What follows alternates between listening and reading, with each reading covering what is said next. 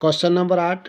एक गोलाकार कांच के बर्तन की एक बेलन के आकार की गर्दन है जिसकी लंबाई 8 सेंटीमीटर है और व्यास 2 सेंटीमीटर है, जबकि गोलाकार भाग का व्यास 8.5 सेंटीमीटर है। इसमें भरे जा सकने वाली पानी की मात्रा कल एक बच्चे ने यही ज्ञात कर दिया कि इस बर्तन का आयतन 345 सेंटीमीटर क्यूब है। जांच कीजिए कि उस बच्चे का उत्तर सही है या नहीं, ये मानते हुए कि उपरोक्त मापन आंतरिक मापन है और पाई बराबर 3.14। अब इसके अनुसार एक गोला तैयार किया गया है और गोले का जो व्यास ए बी 8.5 जो क्वेश्चन में दिया गया वो भी इसमें दिखा दिया गया है। इसके ऊपर एक बेलन रख दिया गया है और बेलन का व्यास 2 सेंटीमीटर है और बेलन की ऊंचाई 8 सेंटीमीटर है। तो डायग्राम के द्वारा मैंने इतना दिखाया है। अब इसमें हम पहले बेलन का जो व्यास दे रखा है 2 सेंटीमीटर, बेलन का व्यास D1 बराबर 2 सेंटीमीटर है, तो बेलन की त्रिज्या हो जाएगी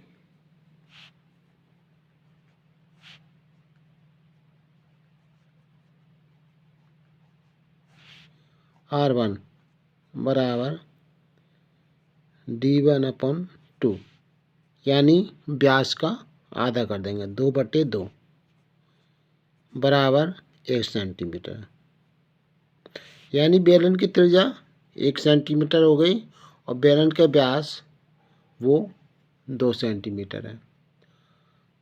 अब गोले का व्यास दे रखा है, तो गोले का व्यास D2 8.5 सेंटीमीटर क्वेश्चन में दिया गया और गोले की त्रिज्या जो होगी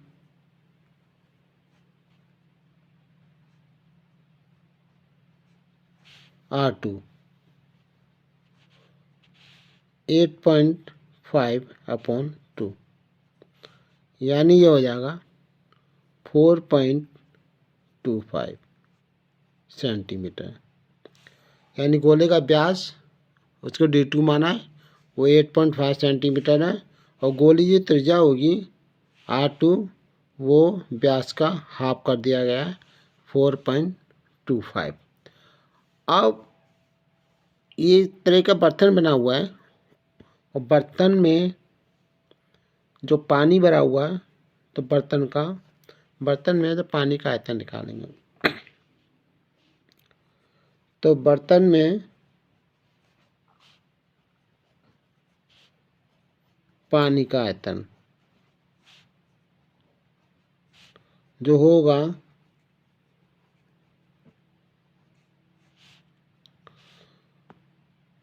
वो बेलन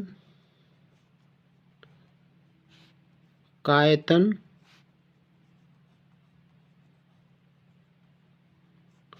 प्लस गोले का आयतन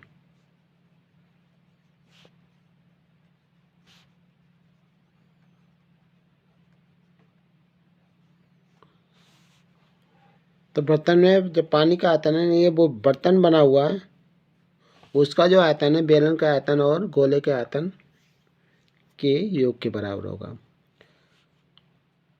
अब बेलन का आयतन का फॉर्मूला होता है पाई R² H, मगर इसकी त्रिज्या अलग है तो R1 लिख देंगे, प्लस इसी प्रकार गोले का आयतन 4/3 पाई R2 का क्यूब।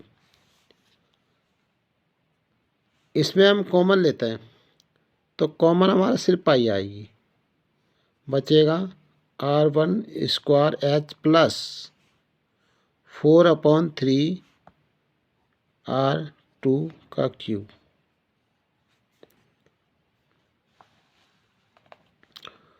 पाई की वैल्यू जो दी है 3.14,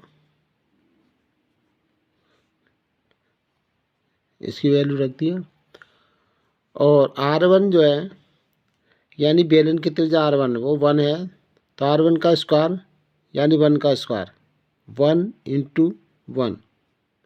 ऊंचाई जो है 8 है बेलन की, प्लस 4/3 r2 है 4.25, जो गोली की त्रिज्या r2 है वो 4.25 है, तो ये हो जाएगा 4.25 का क्यूब इक्वल टू 3.14। 8 का से मल्टीप्लाई करेंगे तो 8 ही आ जाएगा, प्लस 4/3 इंटू 4.25, इसकी पावर 3 है, 3 बार लिख देंगे 4.25 इंटू 4.25 इंटू 4.25।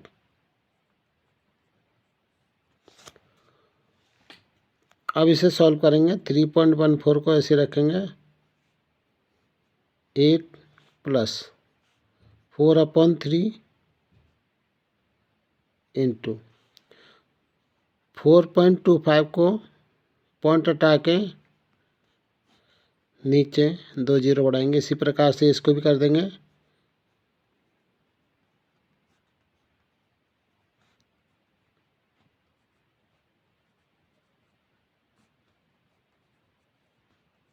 अब इसे सॉल्व करेंगे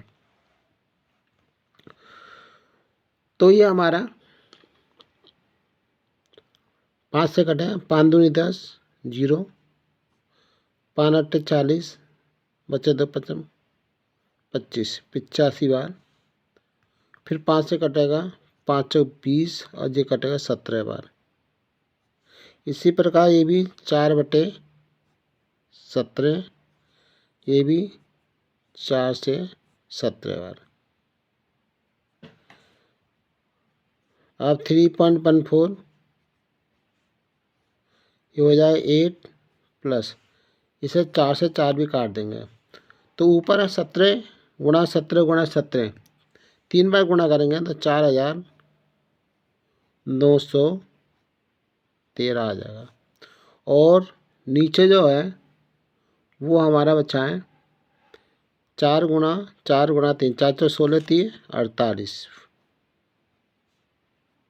इस प्रकार से कैलकुलेशन करेंगे।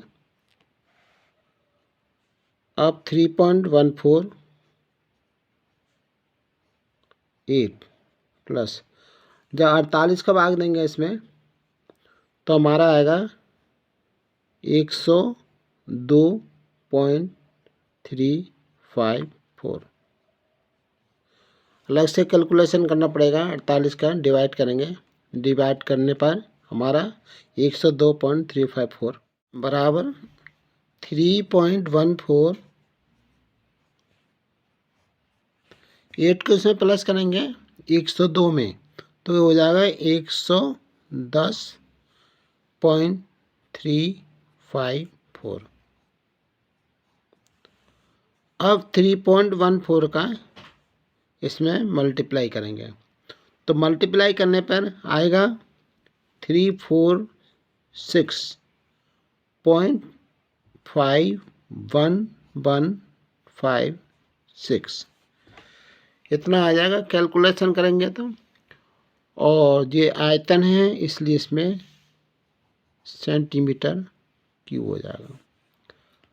मगर बच्चे के द्वारा बताया गया है क्वेश्चन में कि इसका आयतन 345 सेंटीमीटर क्यूब होना चाहिए, मगर हमने कैलकुलेशन किया है तो इसमें 346.51156 सेंटीमीटर क्यूब है। यानी बच्चे का जो उत्तर है वो गलत है। तो बच्चे द्वारा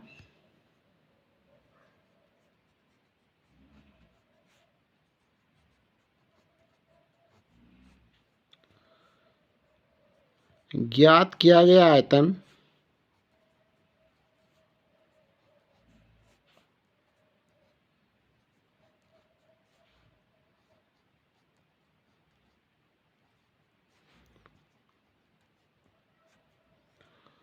पानी का आयतन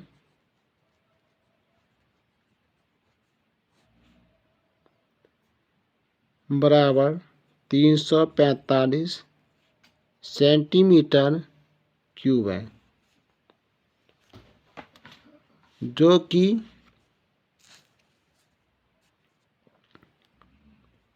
उत्तर सही नहीं है।